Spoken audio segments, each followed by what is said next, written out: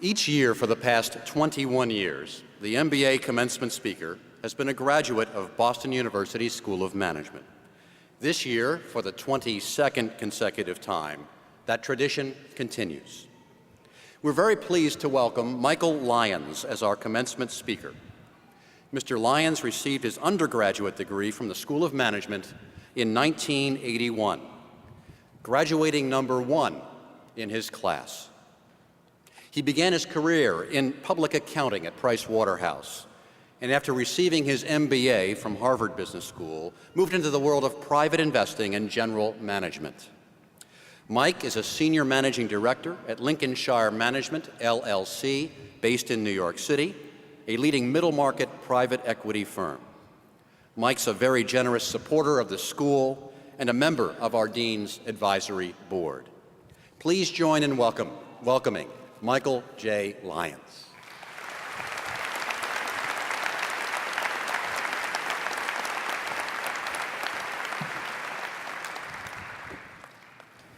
Thank you, Dean Freeman. And I want to offer a special thank you to the faculty, parents, family, and friends of the graduates for all of your support.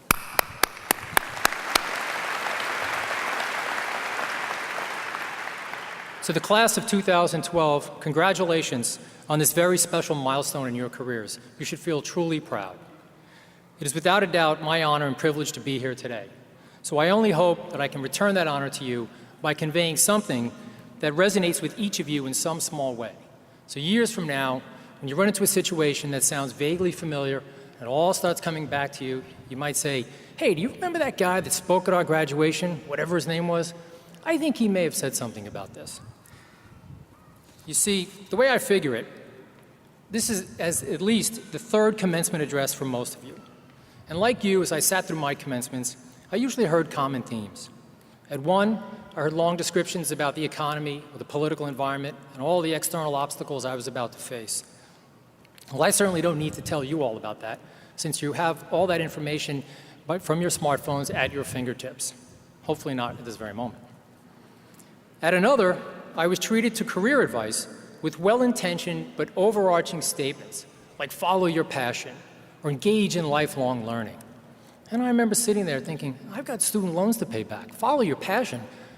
Isn't that a luxury for people who don't need a job? And besides, I didn't even know what my passion was beyond a burning desire to be successful. As for lifelong learning, I thought, what choice do I have? I had, and I still have, a lot to learn. You see, it's all good, well-meaning advice, but how do you use it to be successful? As you re-enter the working world, I can guarantee you there will be times when you are left scratching your head trying to figure out why certain people are successful and others are not. It can be daunting trying to figure out what works and what doesn't work in the real world. After all, even so-called reality TV is so staged, it's not even real. However, rest assured, it's not as confusing as it appears.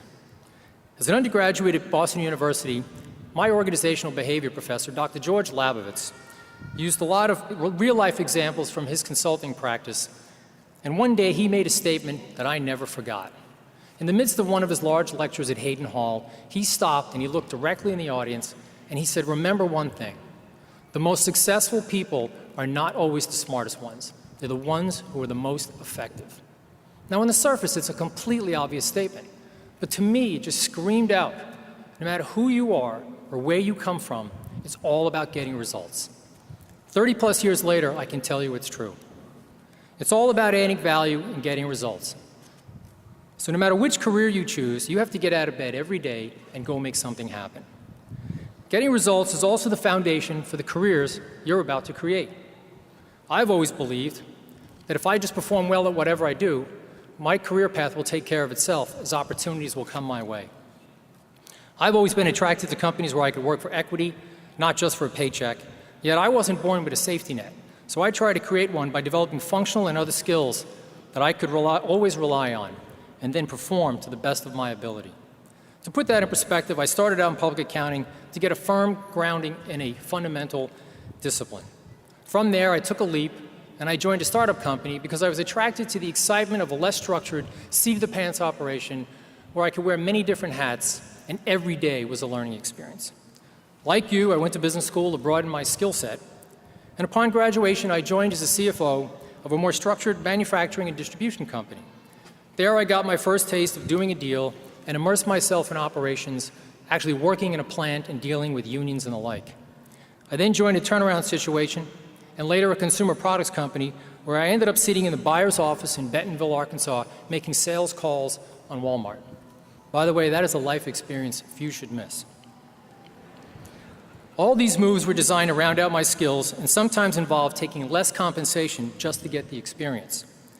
When given the opportunity to join a private equity firm, I was fortunate because I brought, at that point, a fairly broad background to the table.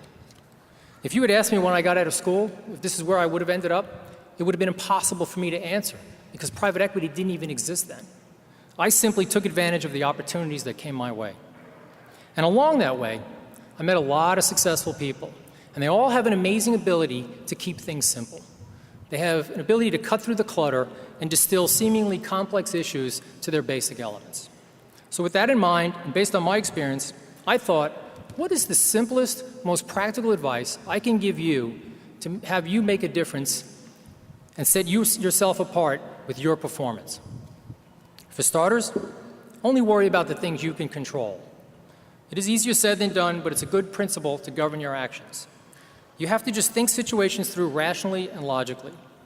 It's an extreme example. Have you ever been on an airplane that experiences severe turbulence and the person sitting next to you starts hyperventilating? If you just think about it, it doesn't make any sense. First time it happened to me, I thought, I can't fly the plane. 30,000 feet, leaving's not an option. So why get all worked up over it? You see, I can't control the situation. I can only control my reaction. In your business careers, you will undoubtedly encounter turbulence, like a company takeover, or change in industry, or government regulations, or maybe technological obsolescence. You can't control the occurrence of these events, only your level of preparedness and the actions to deal with them. The real message here is how you conduct yourself is completely within your control. Therefore, I want to address 4 areas and certain techniques that you can control, and if you adhere to, I believe will make you more effective and thus more successful. And just like Dr. Labovitz's statement, some of this stuff may sound obvious and simple. That's because it is, which is why it's effective if you do it properly. First, be passionate about succeeding at whatever you do, even if it isn't your passion. With rare exceptions, you will not be starting at the top, but instead, you'll be working in jobs that are the building blocks in your career and in which you will need to excel. Although I must tell you, I did have a business school classmate of mine who had a completely different take on this process. I ran into him at the beginning of interview season, our second year, and I said, so what are you interviewing for? He said, you know, it's tough. I have to find a job as a CEO. I said, CEO? You should set your sights a little higher. Why CEO? He said, because I'm not qualified to do anything else. I suggested he skip the interviews and seek some therapy. For the rest of us, we have to start somewhere. I happen to love what I do, but that doesn't mean I love everything I have to do, and realistically, you won't either. But don't let that deter you and alter your desire to succeed. Whatever revs your engine, keep it alive at a healthy and ethical level. Whatever motivates you. Maybe it's your competitive nature, you hate to lose. Maybe it's a fear of failure. Maybe you have something to prove. Or my favorite, now that I'm a parent, you want to make a lot of money so you can pay your parents back for everything they've done. Parents, you agree with me? Seriously, use these motivators to keep you focused on being effective and getting results. Personally, I've been motivated by all the above so that I can perform at every step of the way. And one thing is for sure, if you're really honest with yourself, you know when you haven't given something your best effort. So approach your job and your career with tremendous energy and enthusiasm, but don't be overly influenced by the extreme highs and lows. Many times, extreme fortune or misfortune is a function of timing and other uncontrollable circumstances. Everyone's a genius in a rising market. Believe me, growth hides a multitude of mistakes. I once worked for someone who had a great expression. People on a winning team are never as good as they think they are, and people on a losing team are never as bad as they think they are. I've seen excellent management teams that have managed through tremendous cyclical highs and lows in their industries. If you focused strictly on the financial results, you wouldn't think they were the same team. They receive way too much credit in the good time and not nearly enough credit in the bad times. Over the course of your careers, you will likely experience great moments of achievement and even great setbacks. Do not allow yourself to be distracted either way. Stay focused and plow ahead. It's also okay to let your emotions fuel your energy, but let rational, logical thinking drive your behavior. Take a deep breath before reacting, and you will make better choices. I'll give you an example. Your boss walks in your office, hands you a $100,000 bonus. You're ecstatic. You go home so proud, you couldn't be any happier, until the next day when you find out your colleague got a bigger bonus. Now you're all upset. How could that same $100,000 that made you so happy the day before make you so mad today? It's because compensation is all relative, and we all view it as a scorecard. But if you strip the emotion out and analyze your performance versus your colleagues, you may find things that you could do a little better. If so, take control. If, on the other hand, and it happens, the explanation is hard to find, it may fall into the heading of something you can't control. And if that's the case, don't waste any energy thinking about it. Just stay focused on doing the best job you can do. Above all, don't lose perspective, because ultimately you need to define what success means to you at each job and how it fits into your career plan. So as you attack each job with the passion to succeed, you will also want to be smart about how you apply your energies, which leads me to my second point. An area you can and should control is your ability and power to think. Look, I get it. When we start out, we're young, we want to be efficient, we want to be productive, we want to get things done. However, if you want to get results and you want to advance within an organization, you need to think. Some of the best guidance I received when I was starting out was no guidance at all. I was working on a problem. I walked into my boss's office all proud of the fact that I had dissected this issue. I laid it out and I said, "What do you think?" And he just shrugged his shoulders. I was incredulous. I looked at him and I said, "What does that mean? I know you've been through this before." He said, "Yeah, I know, but if I tell you, you'll never learn." I was lucky. Here was someone willing to let me make mistakes so that I could learn. Thinking, unfortunately, is in short supply as we spend way too much time just rushing on to the next task. Let's face it, we're all overprogrammed. We're racing around the track at what feels like 200 miles an hour. In our private equity shop, after an excellent presentation of the analysis and the pros and cons of a potential deal, we like to ask the younger folks a simple question. Okay, is this a good company or a bad company to buy? And what we really want to know is, have you analyzed all the quantitative data? Have you thought through the qualitative intangibles of the situation? And have you applied your intuition to form an opinion and a recommendation? See, your intuition will be shaped over time by your experiences, but at the outset, never be afraid to rely on your instincts. The subtleties and nuances of situations are very important. When I say use your ability to think, I mean thinking through a judgment call in the face of imperfect information. And when it comes time for an action plan, think in 3D, which means think through the ramifications of your decisions and anticipate reactions by thinking 3 or 4 steps ahead. Lastly, no one has all the answers, and you won't either. So have the confidence to think out loud. Early in my career, I worked with a boss who did this, and I found it to be very effective and quite a refreshing technique. You see, he wasn't afraid to demonstrate in front of me that he didn't have the answers, just the ability to prioritize and sort through the issues. I thought it was great. Thinking out loud, I find, is also an effective form of negotiating. Oftentimes, in the middle of a negotiation, after I state out loud the issues I need to solve, not my position, but what I'm trying to solve, I'll put myself in the shoes of the other party, and I'll state out loud the issues I think they need to solve. And believe me, if I'm wrong, they'll correct me very quickly.